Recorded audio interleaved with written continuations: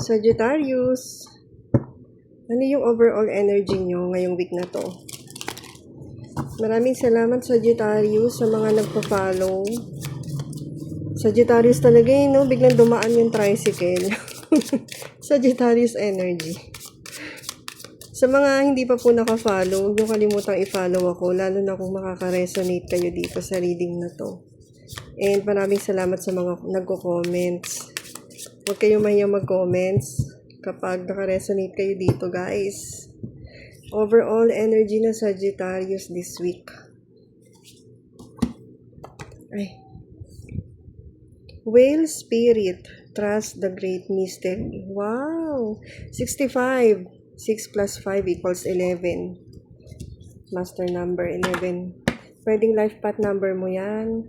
Pwede mong gawing angel number. 6511. Kung i-add mo yung 112. So 2. Pwede rin. Kayong bahala kung anong gusto yung number. Basta 65 yung niya. Pinanggalingan niya. Pwedeng yan, year kung kailan ka pinanganak. Napadaan ka dito. Thank you po for watching.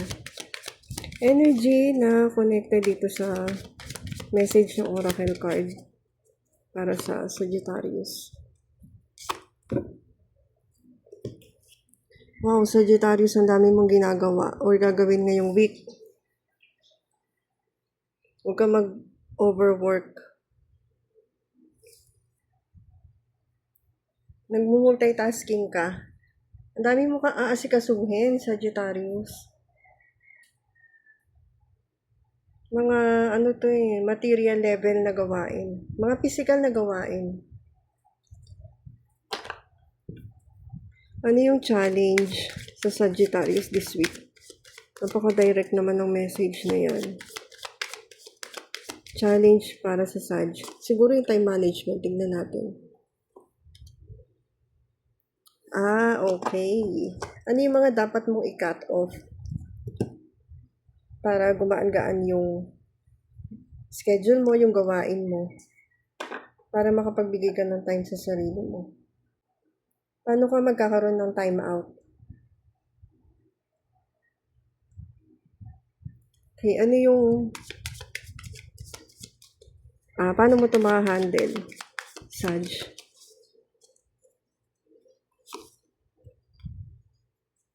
Paano mo ma-handle ito? Kung pipiliin mo, napalayain yung sarili mo,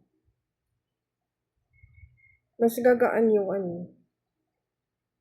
yung problema mo. Or kung ano man itong kinakaharap mo ngayon, na parang ang dami-dami mong kailangan asikasuhin, kailangan gawin.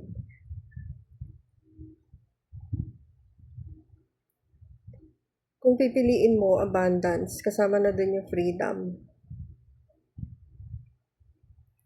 Siguro, ang gagawin mo dito, kasi diba, paano mo siya i-handle itong challenge na yan. Siguro pipiliin mo yung time para sa sarili.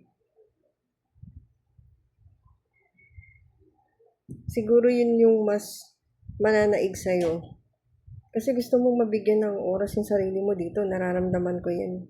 Dahil parang punong-puno yung basket mo, punong-puno yung plate mo. Kailangan mong magbawas. At yun yung desisyon na kailangan mong gawin. Ano yung advice para sa Sagittarius this week?